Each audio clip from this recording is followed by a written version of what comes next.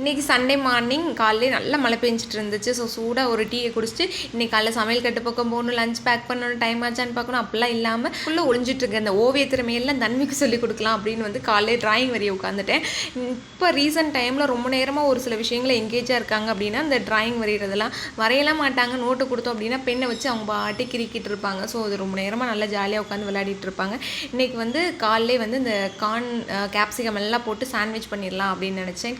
இன்றைக்கி என்னமோ தெரியல, மைண்டே ஆஃப் ஆகி ஆன மாதிரி கொஞ்சம் நேரம் கழிச்சு ஒர்க் ஆகிக்கிட்டு இருந்துச்சு. இந்த கானை வந்து சூடோடு உரிச்சிக்கிட்டு இருக்கேன். பாதி எங்கள் வீட்டுக்கார்ட்ட கொடுத்து உரிச்சிக்கிட்டு இருக்கேன். உரிக்க முடியலன்னு பார்த்துட்டு இருக்கோம். அதுக்கப்புறம் நான் தோணுது, ஐயே அதை கத்தியை வச்சே அறுத்துருக்கலாமே. அடுத்து இந்த கானை, கேப்சிகம், சீஸ் எல்லாத்தையும் தனித்தனியாக வச்சு அந்த ரெட்டில் வந்து மலைச்சாரல் மாதிரி தூக்கிட்டு இருக்கேன். அதுக்கப்புறம் நான் வந்து ஐயே அது எல்லாத்தையும் மொத்தமாக மிக்ஸ் பண்ணி அப்படியே ஸ்ப்ரெட் பண்ணி விட்டுலாமே. காலையில் அந்த மழை பெஞ்சிட்டு இருந்தனால நல்லா சுட சாப்பிட்றப்போ இது ரொம்ப பெர்ஃபெக்டான பிரேக்ஃபாஸ்ட்டாக எங்களுக்கு தெரிஞ்சு. பாப்பாவுக்கு வந்து கான் ரொம்ப பிடிக்கும். ஆனால் பிரெட்லாம் சரியாலாம் சாப்பிட மாட்டாங்க. அவங்களுக்காக வந்து இந்த கானில் வந்து தோசை பண்ணியிருந்தேன். கான் தோசை வந்து வேக வச்ச கான், 2 பல் பூண்டு, கொஞ்சமாக கொத்தமல்லி, அப்புறம் சீரகம், அப்புறம் ஊற வச்ச பாசிப்பருப்பு, இது எல்லாத்தையும் சேர்த்து மிக்சியில் அரைச்சிட்டு அண்ட் வந்து மாவில் கலந்தாலும் சரி, இல்லாட்டி அப்படின்னா தோசை மாவு சேர்த்தே வந்து அரைச்சி தோசை சட்டியில் ஊற்றி எடுத்தோம் அப்படின்னா ரொம்ப டேஸ்ட்டான கான் தோசை வந்து ரெடி ஆயிரும். கண்டிப்பாக ட்ரை பண்ணி பாருங்கள்.